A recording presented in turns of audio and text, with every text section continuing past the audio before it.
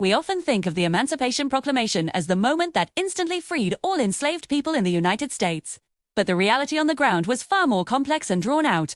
So, what really happened after Abraham Lincoln signed that historic document on January 1, 1863? Let's dive into the real, immediate impact. First, it's crucial to understand what the proclamation actually said. It declared that all enslaved people in states that were in rebellion against the Union were, and henceforward shall be, free.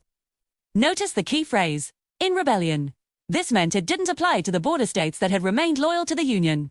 Like Delaware, Maryland, Kentucky, and Missouri, slavery continued legally in those areas for a while longer. The proclamation was, in many ways, a strategic military measure designed to weaken the Confederacy's ability to wage war. So, did it work immediately in the Confederate states? Not exactly. The proclamation had no real power in areas the Union Army didn't control. For an enslaved person in rural Alabama or Texas, far from the front lines, Lincoln's words meant very little on January 2, 1863.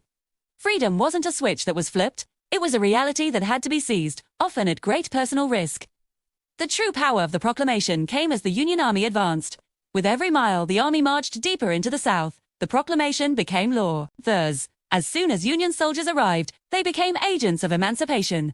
This created a powerful incentive for enslaved people to escape to Union lines. They didn't wait to be freed. They actively sought their own liberation, often facing incredible dangers to do so.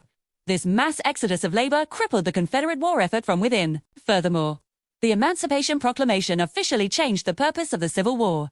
It was no longer just about preserving the Union. It was now explicitly a war to end slavery.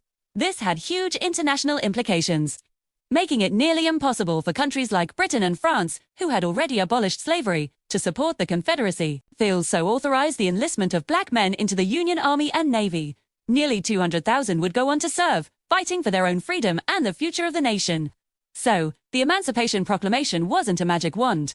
Its impact was gradual, messy, and dependent on military victory. But it was a turning point. It transformed the war, empowered enslaved people to claim their freedom, and set the stage for the 13th Amendment, which would finally abolish slavery everywhere in the United States in 1865. The story isn't as simple as we often learn, but it's far more powerful. Thanks for watching. If you found this look into history interesting, please like and subscribe for more deep dives. See you next time.